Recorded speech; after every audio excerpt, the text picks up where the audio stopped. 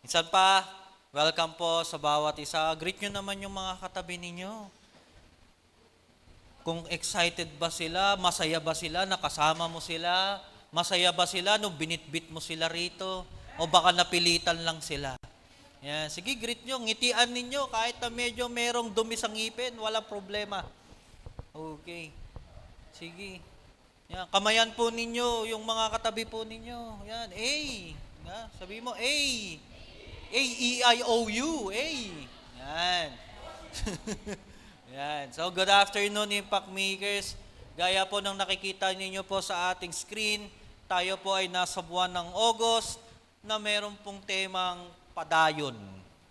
Yan. So, kanina, in-explain sa atin ng ating host, ni Kuya Jason at saka ni Ate Shine, ng anong ibig sabihin ng padayon. Okay?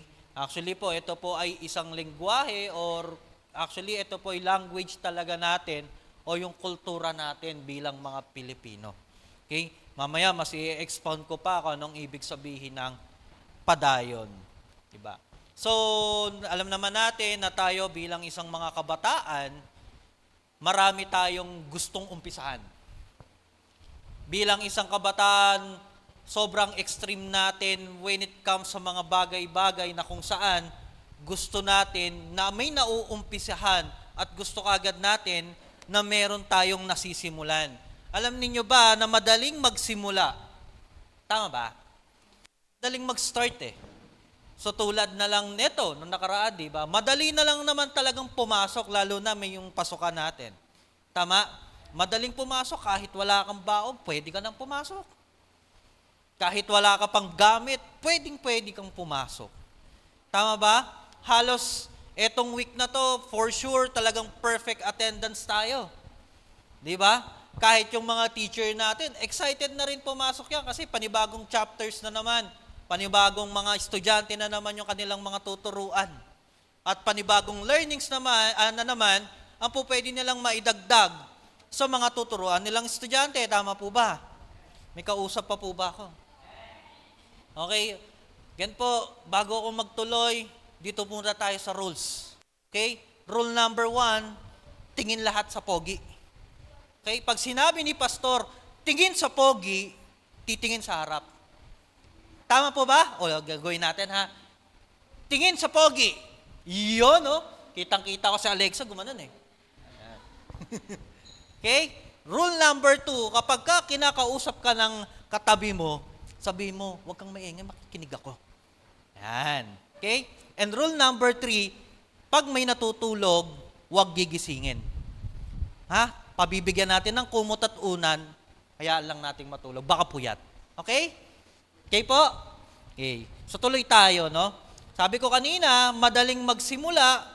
Yan, di ba? In example ko, pagdating sa pasukan, even sa mga nagtatrabaho, nakakuha ka ng trabaho, madali talagang magsimula ng trabaho.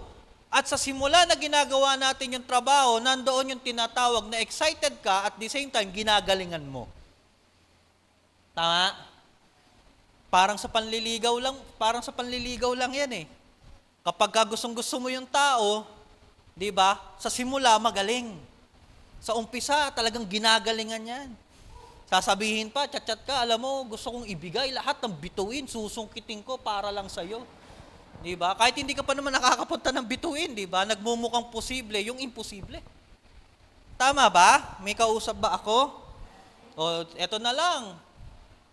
Nung bagong taon, sino rito nung bagong taon may New Year's resolution na ginawa sa buhay? Sa 2024, hindi na ako kakain ng lechon. Grabe oh, sarap nun. Ako, mayroon akong panata eh. 2024, sabi ko, babawasan ko to. Kasi yung abs ko, 8 yan eh.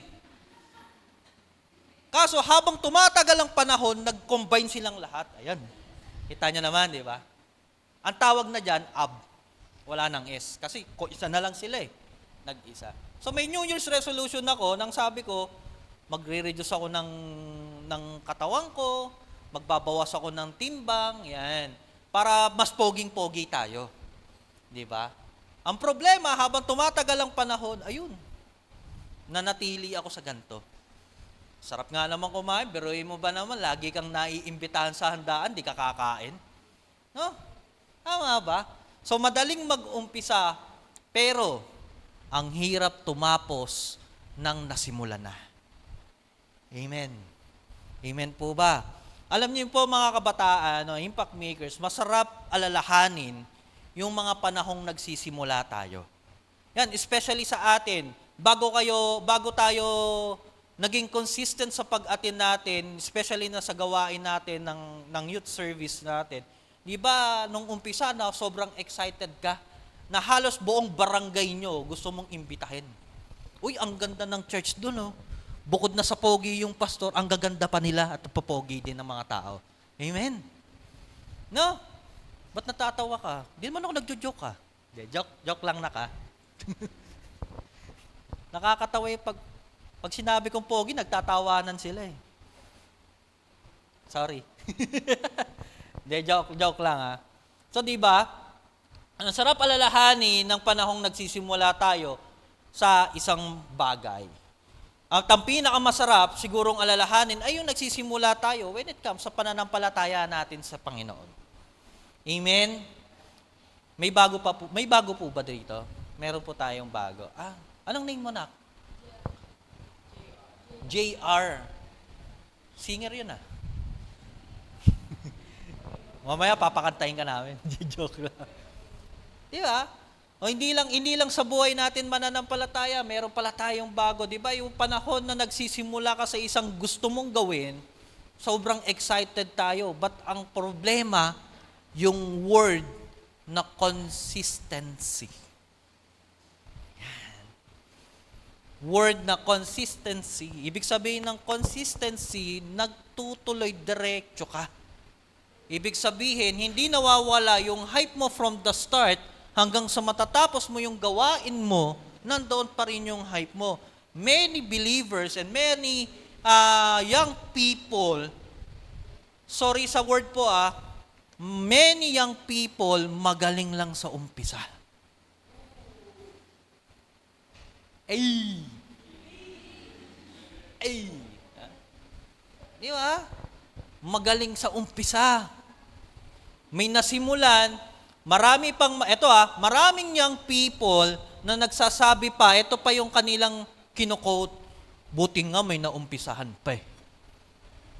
Di ba? Maraming ganito.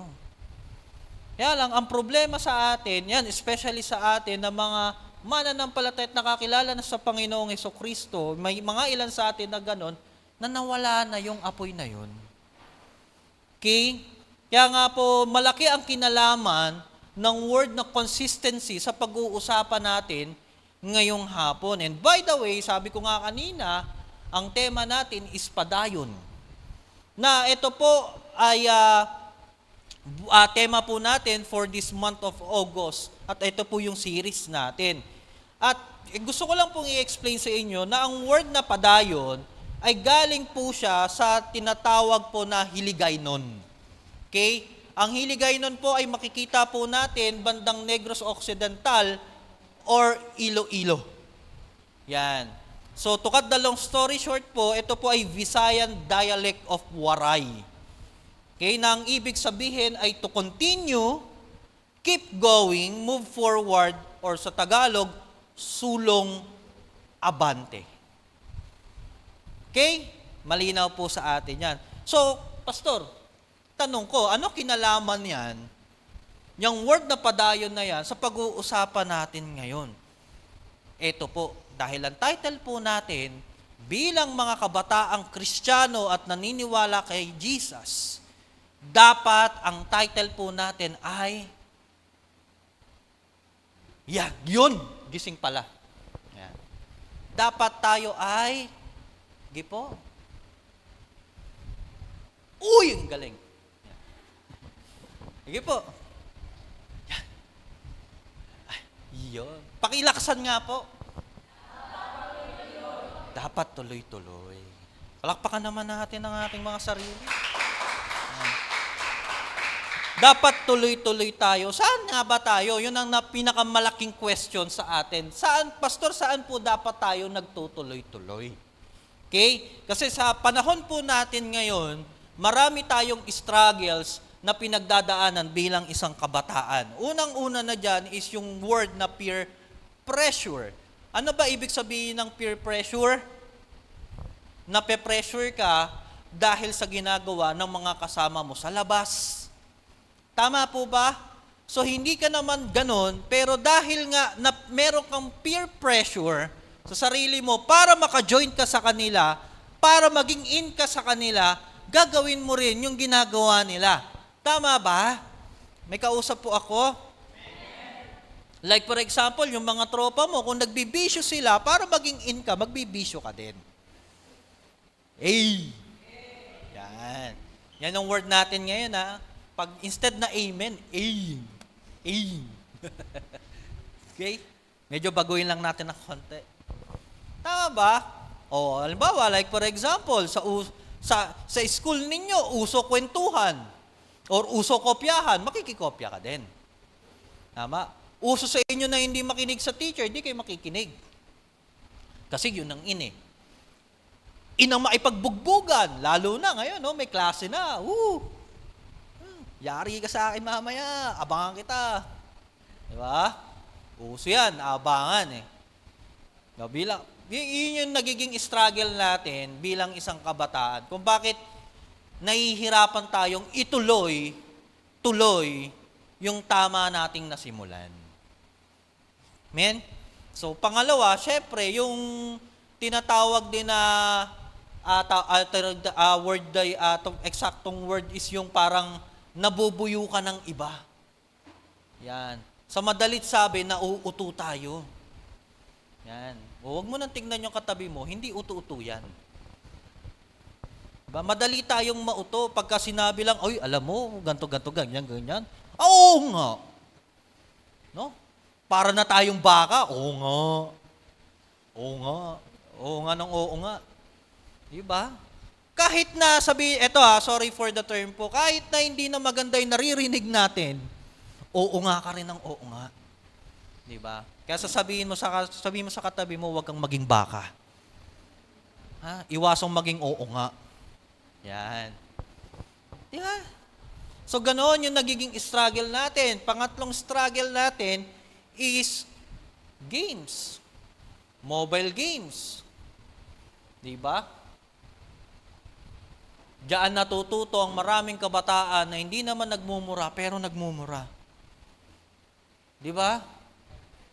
Grabe yan. Di ba? Napaliwanag ko na yan, especially sa ML. Ano ba ang purpose ng ML? Ano ba ang purpose ng game ng ML? Di ba? Sabi doon sa intro, di ba? Basta something like that eh, di ba? Sabi doon, nandoon yung base ng kalaban. Kailangan mo siyang i-destroy. Di ba? Reach the enemy base. Tama ba? Yan yung naririnig ko eh. Anong gagawin mo doon? I-destroy mo.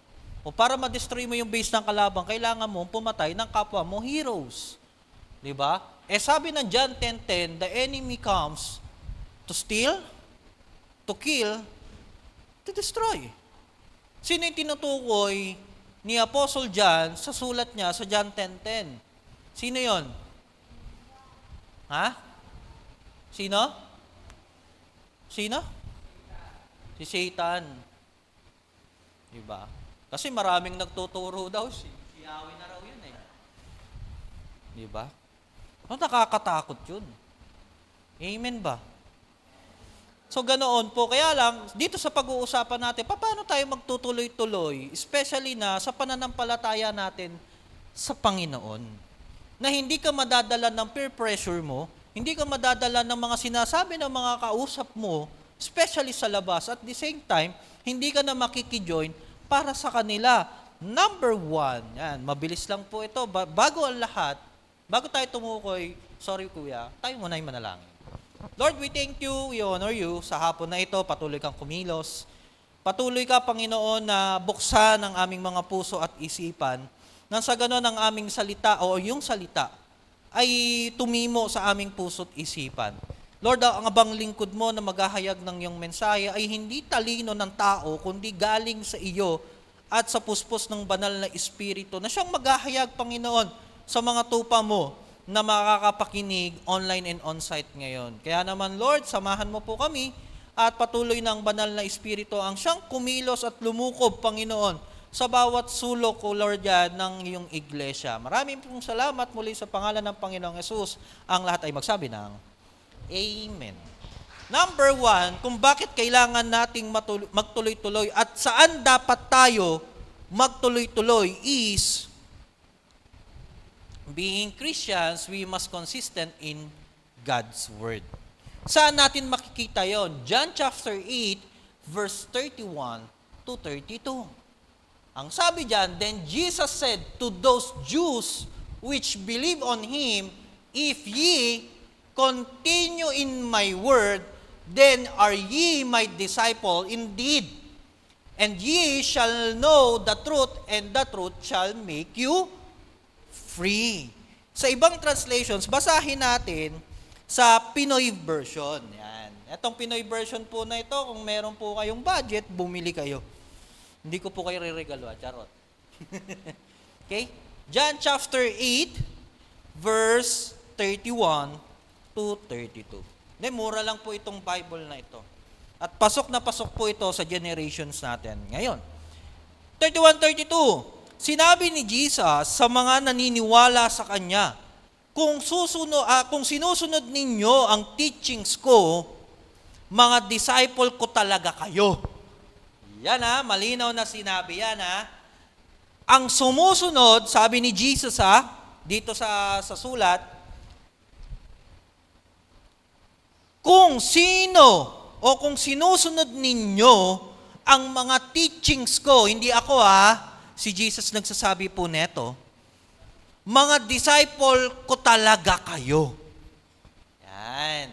Malinaw na sinabi ni Jesus na para ma-distinguish natin kung tayo ba ay disciple ni Jesus, yung marunong sumunod sa teaching ni Jesus.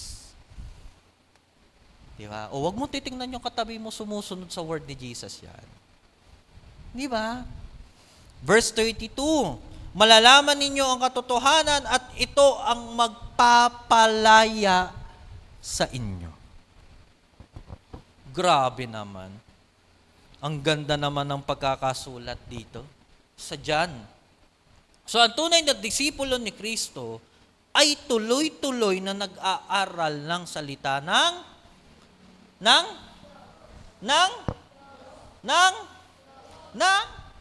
Diyos. Yun. Gusto ko yung malakas ng Diyos.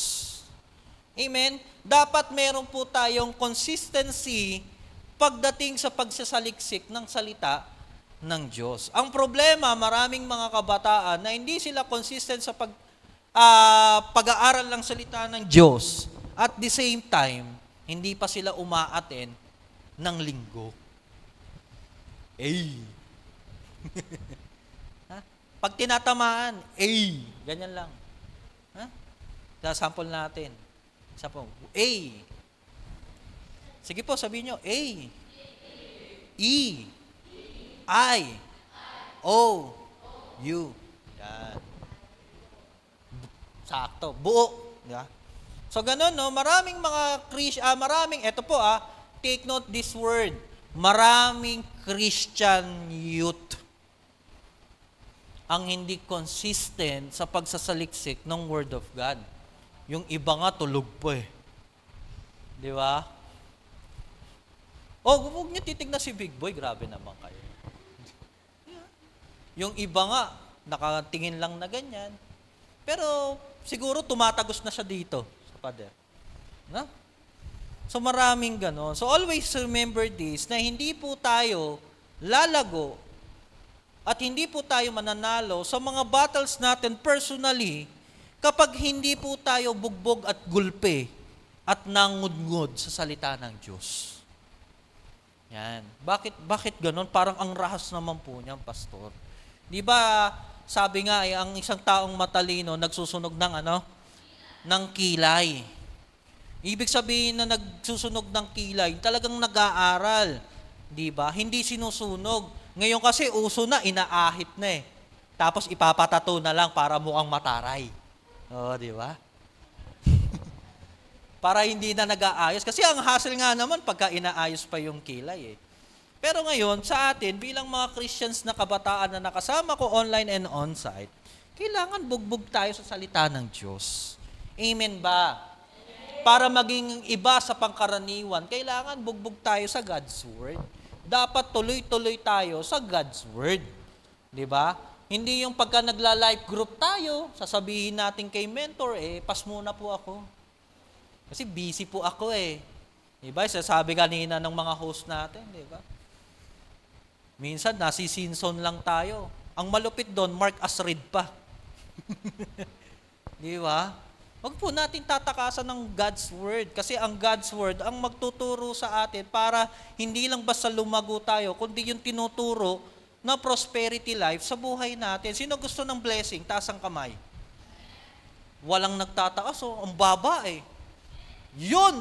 Sige, okay lang yan. Kahit basa kilikili mo, wala problema. Yeah? Wala problema dyan. Diba lahat tayo gusto natin ng biyaya, kaya kailangan natin magbugbog tayo sa God's Word. Amen? So many people na mas nagiging consistent sila sa panonood ng K-drama, di ba? Sa panonood ng Batang Quiapo.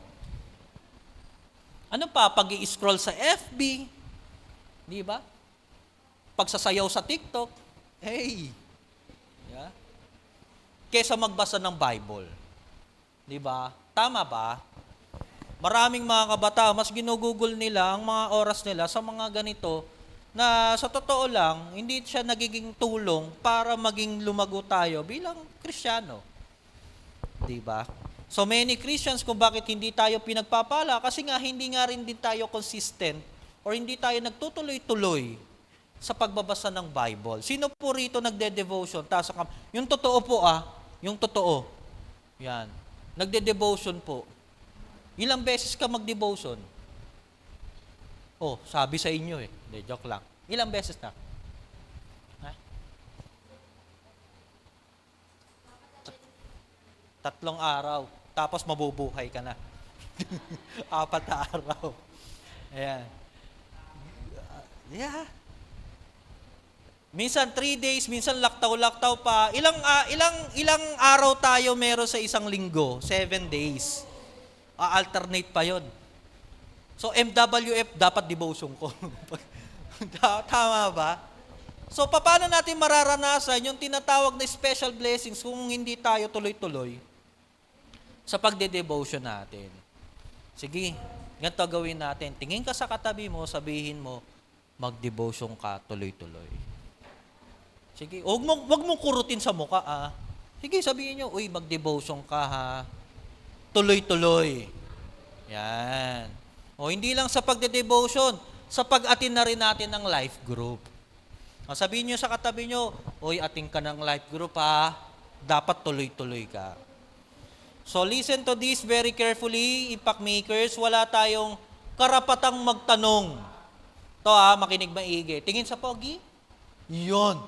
Grabe napaka-alerto nila. So listen very carefully, wala tayong karapatang magtanong ng blessing kung hindi naman tayo sa Word nagli-living.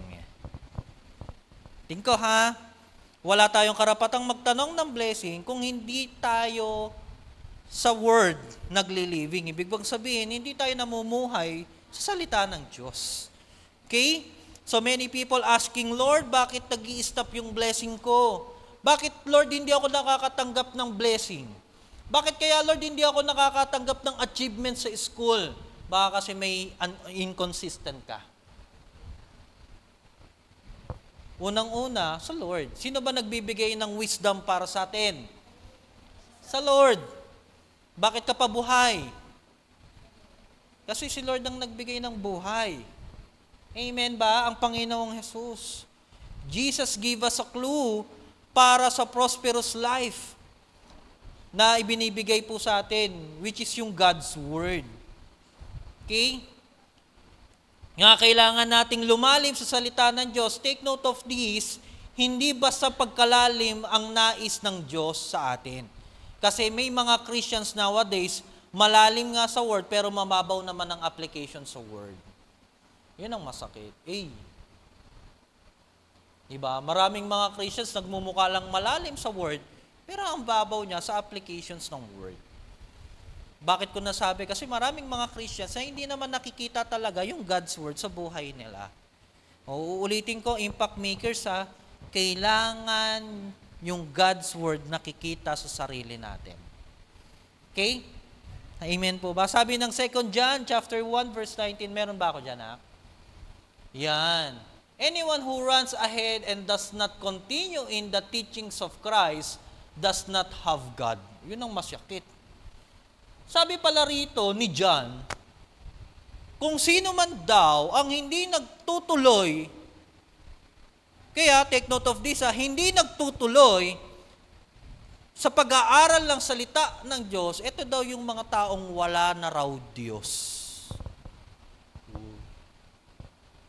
So whoever continues in teaching has both the Father and the Son.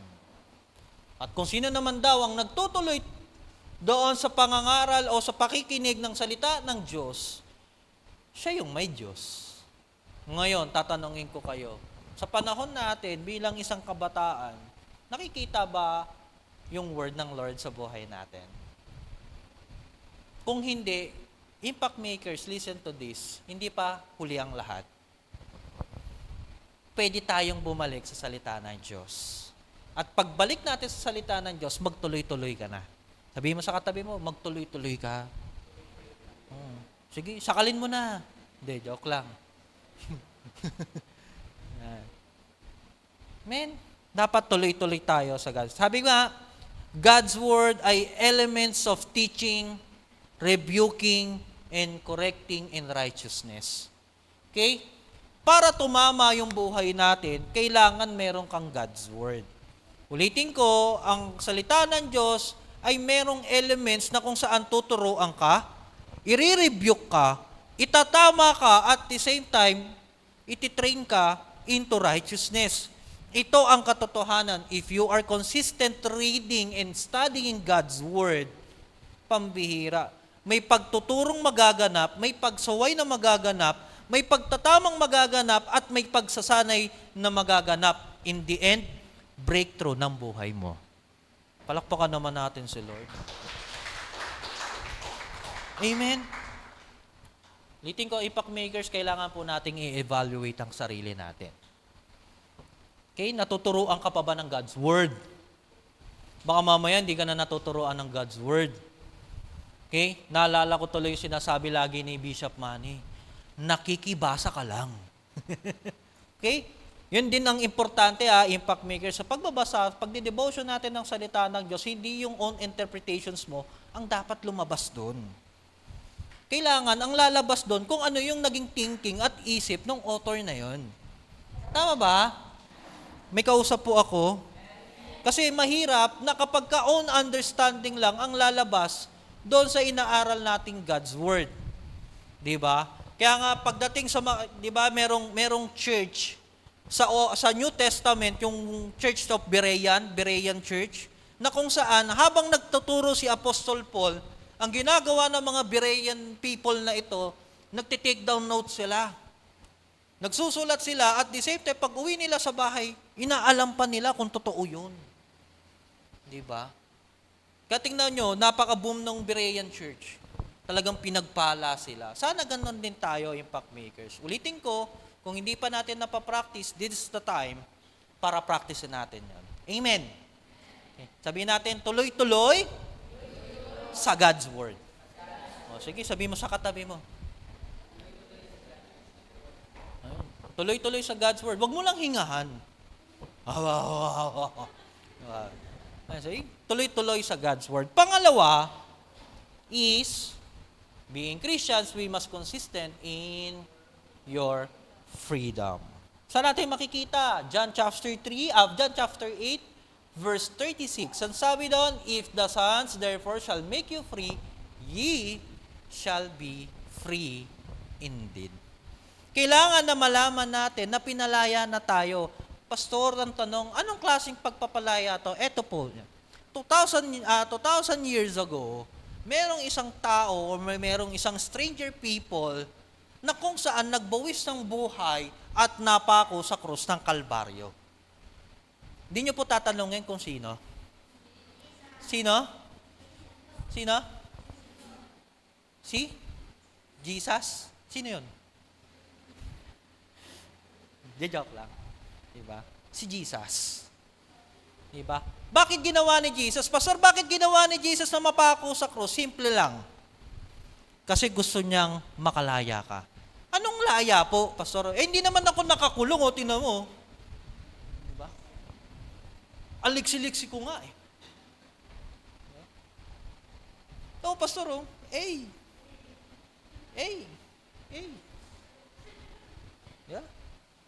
Alaya. Alam niyo po, nakagapos po tayo sa tinatawag na kasalanan. Ginawa ni Jesus na mapako sa krus kasi gusto ni Lord na maging malaya ka. Saan? Saan? Tingin ulit sa pogi. Wala nang nakatingin sa pogi eh. Tingin ulit dito. Yun. Saan tayo nakagapos? Sa kasalanan. Bakit ginawa ni Jesus na mapako sa krus? Kasi gusto ni Jesus makalaya tayo saan? Sa kasalanan. Dahil kapag hindi tayo nakalaya sa kasalanan, ano mangyayari sa atin? Sa tayo mapupunta? Saan? Hindi ba sa dagat-dagatang apoy yun?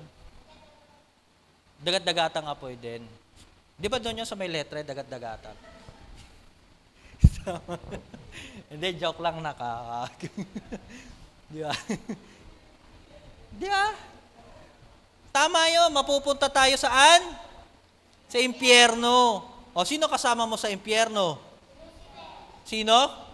Katabi mo? Hindi. Hindi katabi mo. Di ba? Sino? Sa? Santa? Claus. Hindi, Satanas, di ba? Yung demonyo. Payag kayo, magkatabi kayo ni Satanas sa impyerno? Sino gusto katabi si Satanas sa impyerno? Ha? Ako? Hindi. Kaya nga ako nagpastor kasi ayoko nga dun eh. Yeah. Kasi maraming mga tao na gusto, ito po maraming mga tao na sa tingin nila, yung ginagawa nila ay mapupunta sila ng langit, pero hindi yun yung dahilan eh. Na kailangan natin na maintindihan kung bakit namatay si Jesus para sa atin. Amen. Diba? So ngayon, sabi ko nga kanina, kailangan malaman natin yung kalayaan natin. Uulitin ko, impact makers, sa lahat ng tumanggap sa Panginoong Jesucristo bilang Diyos at tagapagligtas, congratulations, ikaw ay malaya na sa kasalanan. Pero marami pa ring mga Christian people o maraming mga kabataan na Kristiyano na ay hindi pa rin makalaya doon sa kasalanang nagagawa nila, especially araw-araw. Bakit kaya? Yun ang malaking questions doon eh. Hindi makaalis doon. Bakit kaya? Kasi hindi nga makaalis doon sa past nila eh.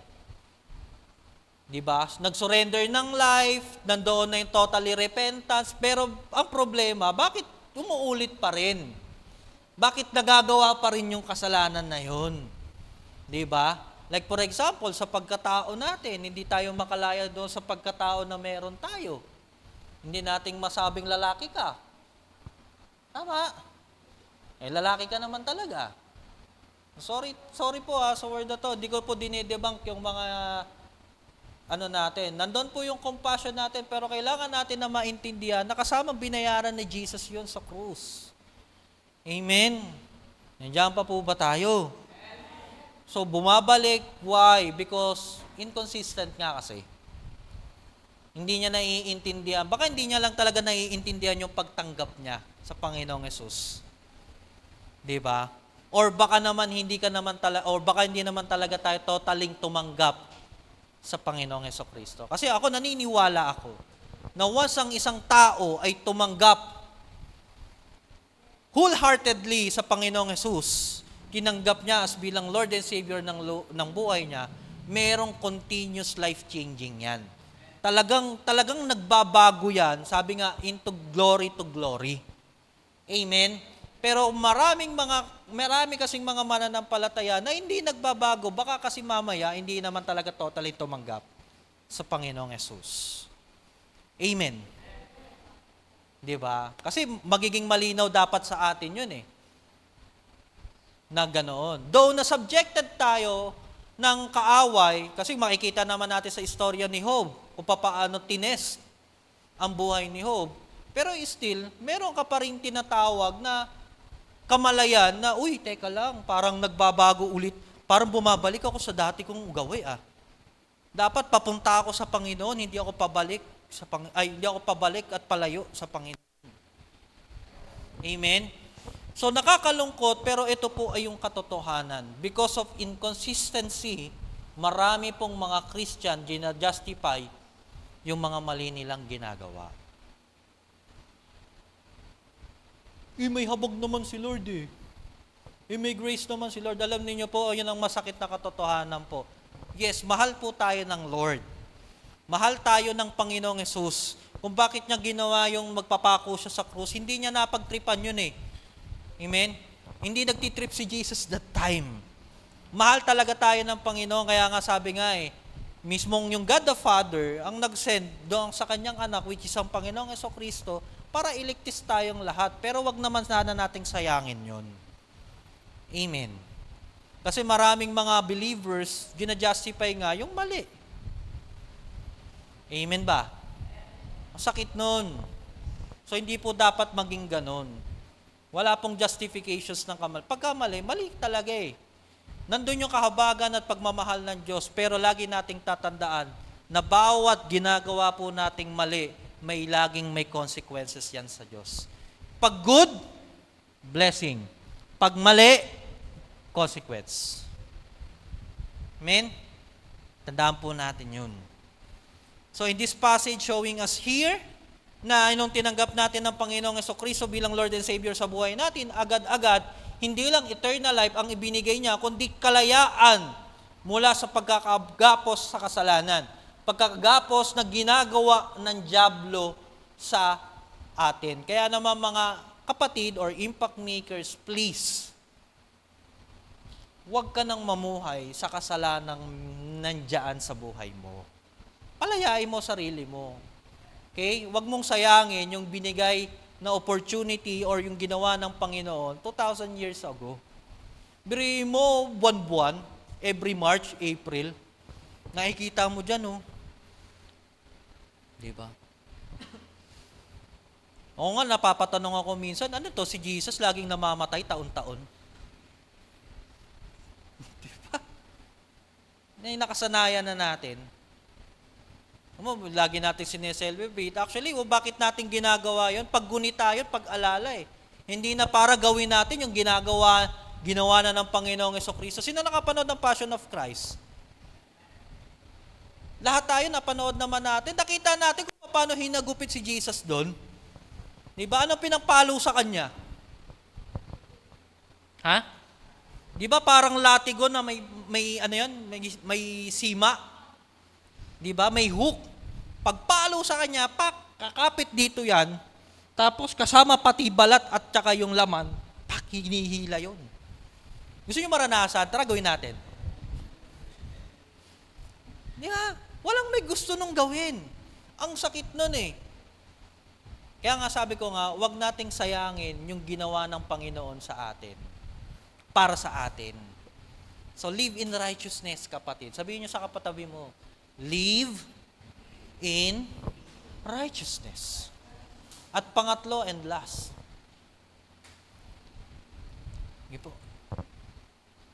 Pangatlo and last, saan po dapat tayo magtutuloy-tuloy? In His kindness. Romans chapter 11 verse 22. Sabi diyan, consider therefore the kindness and sternness of God. Sternness to those who fell, but kindness to you, provided that you continue in His kindness. Otherwise, you also will be cut off. Yun ang matindi. So, itong sa passage na to, sinasabi dito ni Apostle Paul na doon sa mga Jewish and mga Gentile believers about saying the kindness of God. Nandoon, sabi ko nga napakabuti ng Diyos. Di ba yan ang lagi nga nating kanta? Tama ba? Napakabuti ng Diyos. Goodness of God. Di ba, nagiging team song pa nga natin yan Favorite song pa natin, Goodness of God. Di ba, meron pang kanta yan, O kay buti ng Diyos at ako'y binago niya. Di ba? Tula yun, tula. So, doon pinakikita, minention ni Paul sa mga hintil people na maswerte tayong mga hintil tayo kasi meron pong habag at awa ang Panginoon Sa totoo lang, kung hindi dahil sa katigasan ng ulo ng mga Israelita, yung salvation, baka hanggang kanila lang. Dahil nga makukulit sila, matitigas ang ulo, ginawa ni Jesus, nag-extend si Jesus ng salvation sa ating mga hintil. Tandaan po natin, mga hintil po tayo, di tayo Hudyo, Okay po? Di po tayo mga Hudyo. Kaya nga, tingnan nyo po yung ilong natin Tingnan nyo po yung mga ilong natin. Tingnan nyo yung ilong ng katabi nyo. Matangos ba yan? Grabe naman kayo, nasasaktan din ako, Umurong lang. Grabe naman kayo, makapango naman kayo. Urong lang. Yan. Di ba?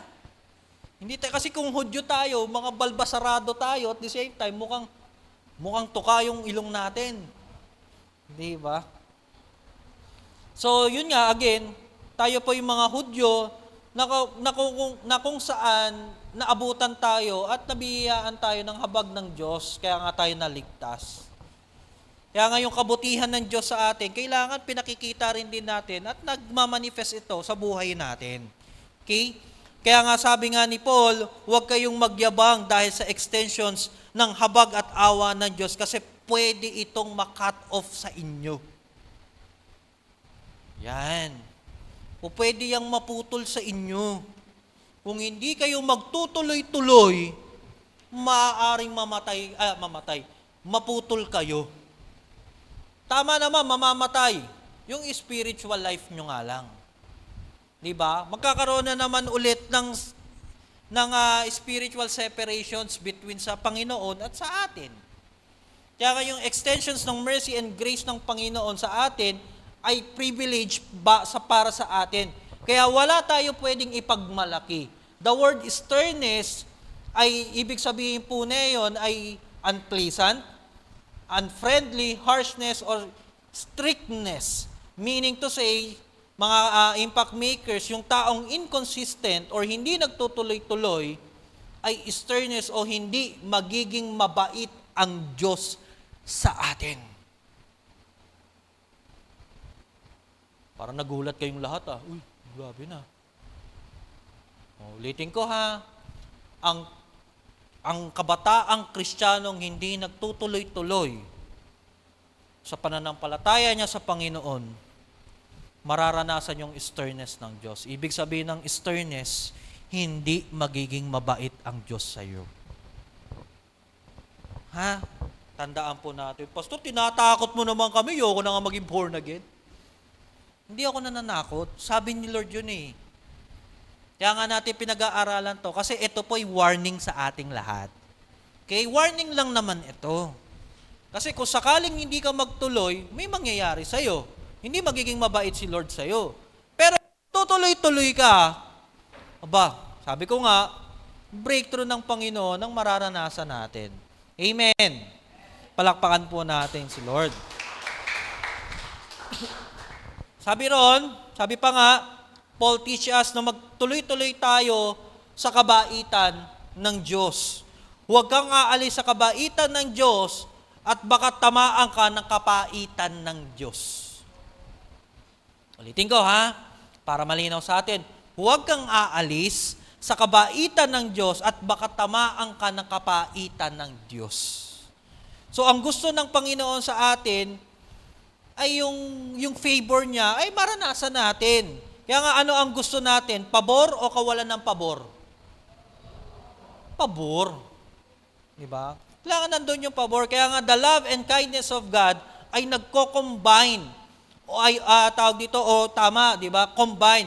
Kaya may loving kindness na tinatawag na kung saan tinatamaan ka, ako at tayong lahat.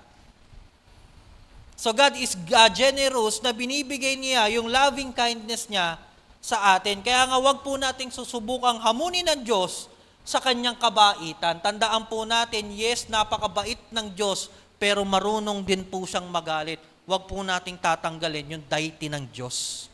Kasama sa deity niya yun. Yung di ba, laging merong word na wrath of God.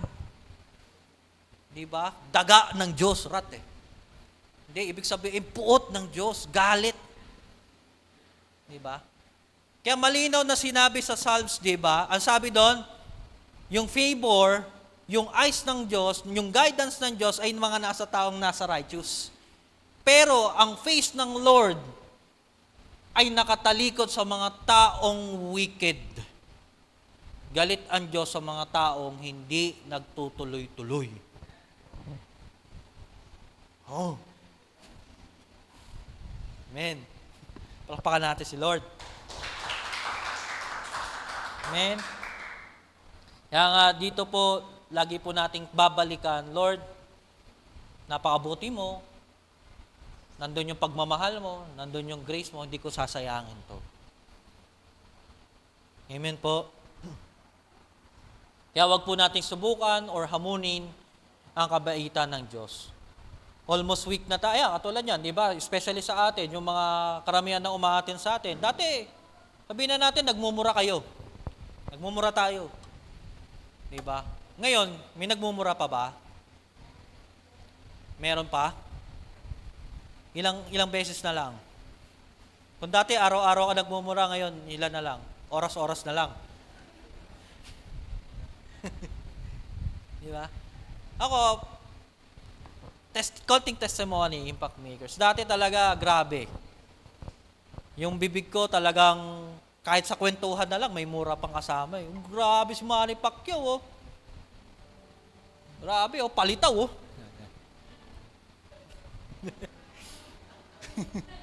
Diba? Hindi, kasi konting kwento mo lang, may mura ka na. Konting kibot mo, yung reactions mo, may mura agad. Pero nung na-realize ko na parang hindi siya normal na lumalabas sa bibig ko. Lalo na nung naintindihan ko nga pala, meron na akong Jesus sa buhay ko. Hindi na siya normal. Hanggang sa nawala na yun. Hanggang sa hindi ko na namalayan na hindi na ako nagmumura. Nag-iingat ka na sa sinasabi mo, nag-iingat ka na rin sa iniisip mo, nag-iingat ka na rin sa kinikilos mo. Amen? Amen po ba? Ngayon ba, sa buhay natin, dati talagang grabe tayo kung makagawa ng kasalanan. Diba? Pero nung na-realize mo yung loving kindness ng Diyos, mahal nga pala ako ng Diyos. Naaalala ko nga na naman na yung ginawa ng Panginoong Jesucristo sa krus. Dapat hindi na ako namumuhay sa ganito. Dapat tinatama ako na yung sarili ko. Amen? So kung mahal mo buhay mo, maging consistent tayo. Dapat tuloy-tuloy tayo sa pakikipagrelasyon din sa Diyos. Again, yung word po na consistency is a big factor para maranasan ang kindness ng Diyos sa buhay mo. Amen? As I end po, ano po yung dapat nating ituloy-tuloy sa buhay natin? Ano po yung dapat nating ituloy-tuloy? Una is yung God's Word. Dapat tuloy-tuloy tayo sa God's Word. Dapat continuous ka nang umaattend ng life group mo. Dapat tuloy-tuloy ka nang umaattend sa services ng church natin. Kasi dito tayo nakakapag-aral. At higit sa lahat, dapat tuloy-tuloy ka na rin sa devotion mo. Diba? Kung 7 days meron ng isang linggo, dapat isang araw lang meron ka. Tama ba? Sa devotion. Mali. Kailangan 7 araw. Di ba? Kung 3 beses ka kumakain sa isang araw, sikapin natin na gano'n na maging devotion natin. Di ba? Ang lusog nga ng katawan nating physical, pagdating naman spiritual, ang payat na natin. Di ba? So, tuloy-tuloy tayo. Impact makers, tuloy-tuloy tayo sa God's Word. Pangalawa, saan tayo dapat magtuloy? Sa kalayaang meron ka. Yung naranasan mo. Ulitin ko, pinalaya ka na ng Panginoong Hesus. Binayaran na yung kasalanan mo. Binayaran na yung kasablayan mo. Binayaran na yung flaws mo. Tuloy-tuloy mo na yung kalayaan mo na meron ka. Amen. Pinako, kasama yan sa pako eh. Habang pinapalo yan at ibinabaon yung mga, tawag rito, yung mga nail or pako sa kamay at paa ng Panginoong Jesucristo. Alam niyo po, imagine niyo ganito. Habang pinapalo siya ng mga Roman soldier, iniisip ka niya, mahal ko si Big Boy.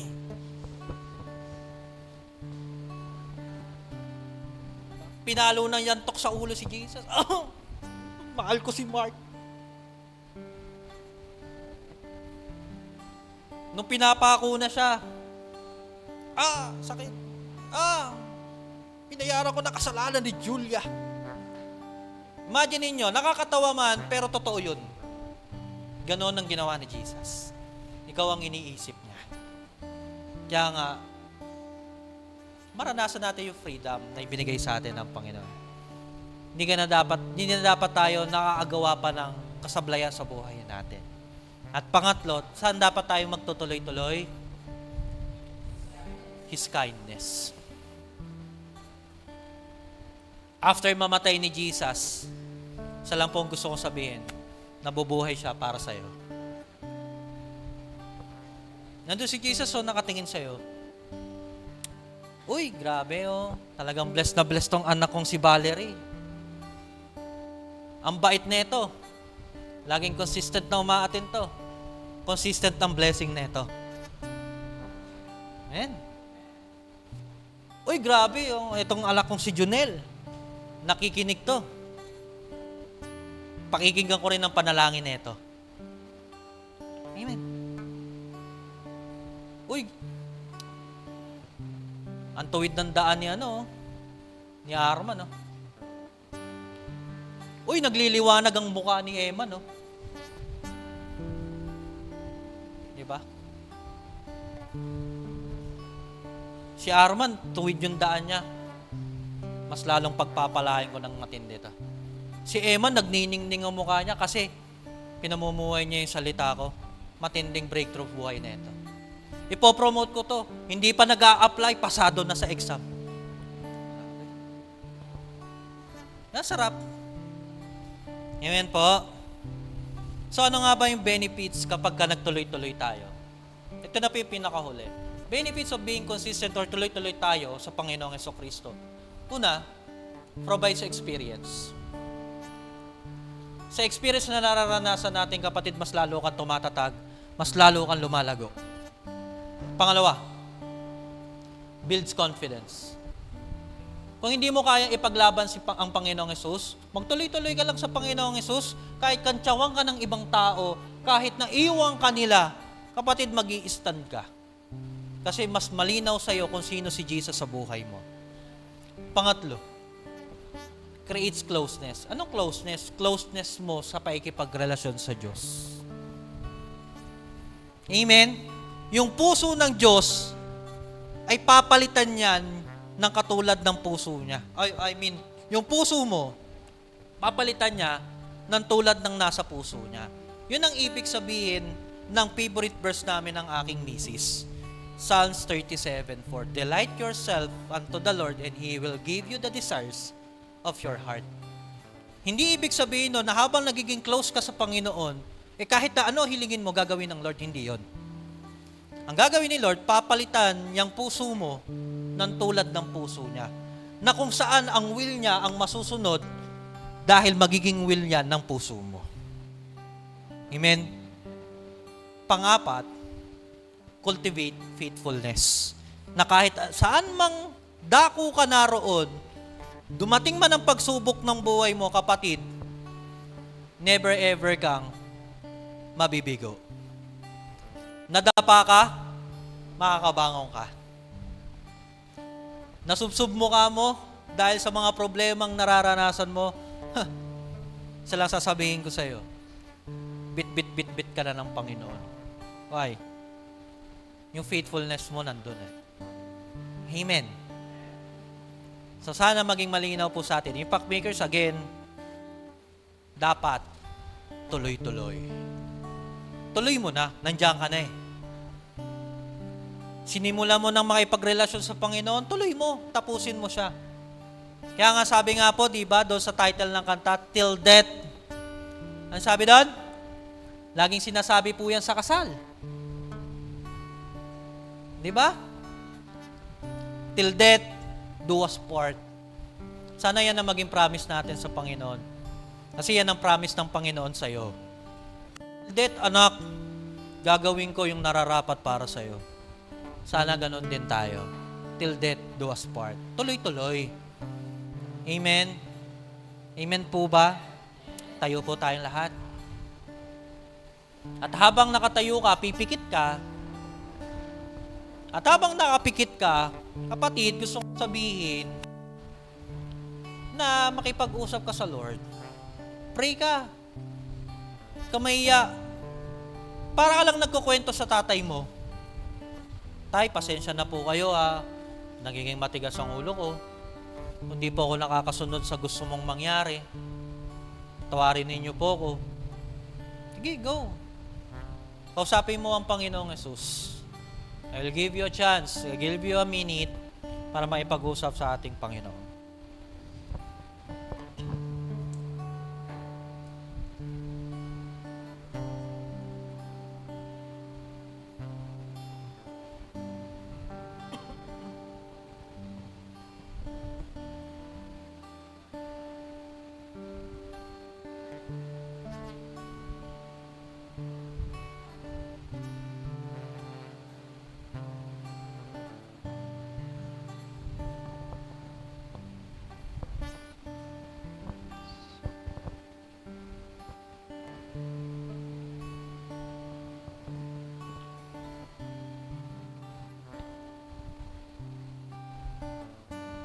Sa mga oras na ito, kapatid, kung meron po sa atin dito na wala pang relasyon sa ating Panginoon, ito na yung time para magkaroon tayo ng relationship sa Kanya.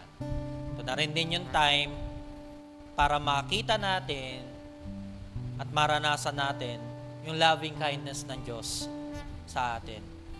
Kung kanina, wala tayong naiintindihan, parang ang gulo ng sitwasyon, kapatid, open mo lang yung puso mo at tanggapin ang Panginoong Jesucristo bilang Diyos sa tagapagligtas. Sa mga bago po rito, pwede po tayong manalangin ng pagtanggap sa ating Panginoon. Sundan mo ako sa aking panalangin. Panginoong Jesus, kami po ay nagpapasalamat sa kabutihan at pagmamahal na inalay mo sa akin. Bagamat na hindi kita kilala, pero gusto pa kitang makilala, kaya naman sa mga oras na ito, tinatanggap kita bilang Diyos, tagapagligtas ng aking buhay. Sulat po ninyo ang aking pangalan sa aklat ng buhay. Ang pakikipagrelasyon at pagtanggap sa iyo ay malugod ko pong tinatanggap at malugod ko po kayong tinatanggap sa aking buhay. Ikaw na po ang magsisilbing direksyon ng aking buhay. Magmula sa oras na ito, ikaw na po ang siyang magkokontrol ng buhay ko. Marami pong salamat sa pangalan ng Panginoong Hesus. Amen. Let me pray for you. Pikit lang po tayo at tayo po'y manalangin. Panginoon, marami pong salamat sa word na pinagkaloob ninyo po sa amin. Ulitin ko po, Lord, ang natutunan namin na ito ay magsisilbing encouragement sa amin. Ito po ay magsisilbing push para sa amin na manatili kami sa pagmamahal na meron ka, na manatili kami, Panginoon, sa relasyon na meron kami sa iyo. At higit pa doon ay mas gusto pa naming mas lumalim pa ang pakikipag-ugnayan sa iyo. Alam namin na ikaw, Panginoon, ang may lalang ng aming buhay. Bagamat na hindi kami perpekto, kami ay nagkasala, kami po, Panginoon, ay mga galing, Panginoon, sa putikan, pero nung tinanggap ka namin bilang Diyos at tagapaglikas, ikaw, Panginoong Hesus, ang naglinis ng aming buhay. Kaya naman, Lord, susunod kami sa kalayaang ipinagkaloob ninyo sa amin. Mamumuhay kami ng naaayon sa iyong kagustuhan. Mamumuhay kami ng naaayon at nakabase sa iyong salita. Lord, ulitin po namin mula sa oras na ito at sa araw na ito, hindi lang basta ka namin tinanggap bilang Diyos at tagapagligtas ng aming buhay, kundi, Lord, ito po ang panimula hanggang dulo, magtutuloy-tuloy kami ng pakikipag-ugnayan, pakikipagrelasyon, at the same time, bonding, pagmamahal para sa iyo. Maglilingkod din kami, Panginoon o God, ng buong puso, ng buong isip at ng buong kaluluwa. Marami pong salamat muli. Ito po ang aming samot dalangin sa pangalan ng Panginoong Hesus. Ang lahat ay magsabi ng Amen. God bless po.